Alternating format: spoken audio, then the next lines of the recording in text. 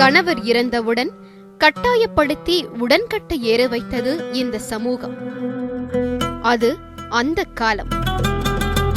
கணவர் இறந்த பின் விருப்பப்பட்டு மரக்கட்டை விற்பனையை தொடர்கிறார் பிரேமா. இது ஃபீனிக்ஸ் பெண்களின் காலம். பிஸ்னஸ்க்கு வந்ததுக்கப்புறம் வெற்றி தோல்வி எல்லாத்தையுமே சகஜமாக எடுத்துக்கிற மனநிலை வந்திருக்கு. அதுக்கு முன்னாடிலாம் ரொம்பவே டென்ஷன் ஆகும், கோபம் வரும், ஸ்ட்ரெஸ் வரும். நிறைய தியானங்கள் பண்ணேன். ஒவ்வொரு ஸ்டேஜும் வரத்துக்கு கொஞ்சம் கஷ்டமாக இருந்தது. நிறைய தோல்விகள் வரும்போது மனசு முதல்ல துவண்டு போகும். போதும் முடிச்சுட்டு போயிடலாம் அப்படின்ற மாதிரியெல்லாம் வரும். ஆனால் ஆன்மீகத்தில் நிறைய ஈடுபாடு இருந்தது எனக்கு. நிறைய தியானம் அதெல்லாம் பண்ணதில் மனசு கொஞ்சம் பக்குவமாக்கிக்கிட்டேன். ஒவ்வொரு தோல்வியுமே வெற்றிக்கு படிக்கெல்லாம் நம்ம உபயோகப்படுத்திக்கணும் அப்படின்ற பக்குவம் வந்திருக்கு எனக்கு. ஆரம்பத்தில் எனக்கு வுட்டு ப்ளைவுட் சப்ளை பண்ணுறதுக்கு கூட தயங்கினவங்கலாம் இருக்காங்க. இப்போ அவங்க எல்லாமே தேடி வராங்க, சப்ளை பண்ணுறதுக்கு நம்மளை தேடியே நேரில் வராங்க. அந்தளவுக்கு இந்த பிஸ்னஸில் ஸ்டடி பண்ணிட்டேன். இன்னும் போக போக இதை விரிவுபடுத்தணுன்னு ஆசையாக இருக்குது. இப்போது ரீட்டைல் பண்ணிகிட்ருக்கேன். இன்னும் ஃப்யூச்சரில் ஹோல்சேல் பண்ணணும் அப்படின்ற எண்ணமும் இருக்குது. அதே மாதிரி இன்னும் நிறைய பேருக்கு வேலை கொடுக்கணும்.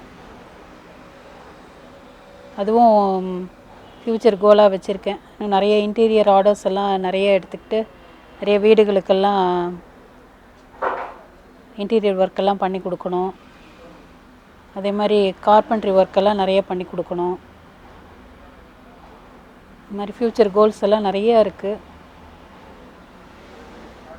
அதே மாதிரி ஆன்மீகத்தில் எனக்கு நிறைய ஈடுபாடு.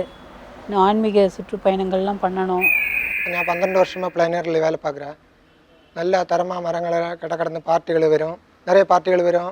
அந்த டைமுக்கு டக்கடந்து முடிச்சு கொடுக்கணும். மேடை இடைக்கிடக்க செக் பண்ண வரும். பார்ட்டிக்கு திருப்தி இல்லாத மரம் மாற்றி கொடுக்க சொல்லும். நாங்கள் உடனே மாற்றி கொடுக்கோம். நல்ல வேலை, நல்ல ஹுட்டாக இங்கே கொடுத்துட்டு இருக்கிறேன். எங்கள் வேலையும் நல்லா இருக்கும். மேடம் அடிக்கடி வந்துடும், செக் பண்ணும். இந்த மாதிரி எல்லாம் கொடுத்துருங்க மரம் சொல்லும். கஸ்டமருக்கு திருப்திப்படுற மாதிரி மரம் கொடுக்க சொல்லும். நாங்கள் கொடுத்துறோம். இந்த மாதிரி இருக்கிறேன். நான் 12 வருஷமாக இருக்கிறேன் சார். நல்ல மரங்களும் எல்லா மரம் இருக்குது. படாக்கு, தேக்கு, கோங்கு எல்லாம் தேவைப்பட்ட மரங்கள் எல்லாம் நம்ம கம்பெனியில் இருக்குது. அதனால எல்லாம் அந்த சுற்றுவாடு உள்ளவங்களும் கிட்டத்தட்ட 10-30 கார்பெண்டர் 40 கார்பெண்டர்கள் வருது. அவங்களுக்கு டேஸ்ட்டுக்கு ஏற்ற மாதிரி உள்ள மரம் நாங்கள் கொடுத்துட்டு இருக்கிறேன். நான் எந்த ஒரு விஷயத்தையுமே சொல்லிகிட்டு இருக்கிறத விட செயலில் காமிக்கணும் அப்படின்னு நினைப்பேன். அதனால் என் பேச்சை விட செயல்கள் தான் ஜாஸ்தி. அதே மாதிரி நம்ம பெண்ணாக இருக்கனால யார்கிட்டையும் கையேந்தணும், எந்த ஒரு கஷ்டத்துலேயும் யார்கிட்டையும் போய்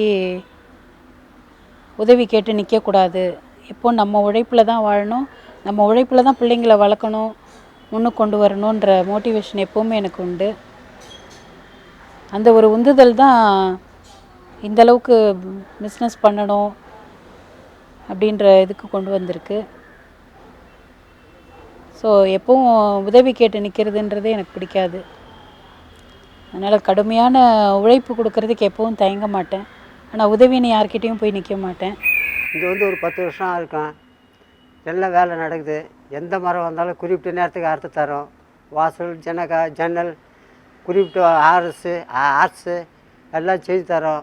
கிரைண்டர் மிஷின் இருக்குது, பெரிய மிஷின் இருக்குது, சின்ன மிஷின் இருக்குது, கிரைண்டர் மிஷின் இருக்குது, ஏப் மிஷின் இருக்குது. எந்த நேரத்துக்கு எந்த பொருள் கேட்டாலும் நாங்கள் அந்த நேரத்துக்கு குறிப்பிட்ட அளவுக்கு நாங்கள் செஞ்சு தரோம். இது வரைக்கும் நல்லபடியாக நடந்து வருது. சில நேரத்தில் ஓவர் ஆர்டர் வந்துடும். ஸோ அந்த ஆர்டர்லாம் நாங்கள் அறுத்து கொடுக்கும் பொழுது ஒரு நேரம் போட்டு 8 or 9 o'clock ஆகிடும், 9க்கு மேலேயே ஆகிடும். ஸோ அதை முடிச்சுட்டு மேடம் போயிட்டாங்க அப்படின்னு நினைப்போம். அவங்களாம் போயிட்டு வரேன், நாளைக்கு காலையில் இந்த ஒர்க்கை ஸ்டார்ட் பண்ணி மார்னிங் இதை இமீடியட்டாக நீங்கள் கொடுத்துருங்க அப்படின்னு சொல்லுவாங்க. போனவங்க போயிட்டாங்கன்னு நினச்சி நாங்கள் பண்ணிக்கிட்டு இருப்போம். திடீர்னு திருப்பி ஒரு 1/2 an hourல திருப்பி ரிட்டர்ன் ஆகிடுவாங்க. அந்த ஒர்க்கை முடிச்சிருங்க இப்போவே அப்படின்னு சொல்லுவாங்க. ஸோ அந்த அளவுக்கு அவங்க எஃபிஷியண்ட்டை பார்க்கும் பொழுது எங்களுக்கே ஆச்சரியமாக இருக்கும். கடுமையாக அந்த ஒர்க்கு விஷயத்தில் ரொம்ப ஒரு ஸ்ட்ரிக்டாக இருப்பாங்க. ஸோ அதே நேரத்தில் சொல்கிற மாதிரி செய்யணும்னு நினைப்பாங்க. ஸோ இது எங்களுக்கே ஆச்சரியமாக இருக்கும். இது எங்கள் வீட்டுகள்லேயே என்னுடைய ஒய்ஃப்கிட்டே நான் சொல்லியிருக்கிறேன்.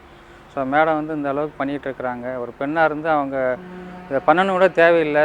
ஸோ அந்த மாதிரி வந்து பெண்கள் வந்து ரொம்ப அந்த அளவுக்கு வந்து மேடம் பண்ணிகிட்டு இருக்கனால இது வந்து பெண்களுக்கு வந்து ஒரு முன் உதாரணமாக இருந்து நிறையா பெண்கள் இந்த மாதிரி வரணும் அப்படின்னு எங்களுடைய ஆசை.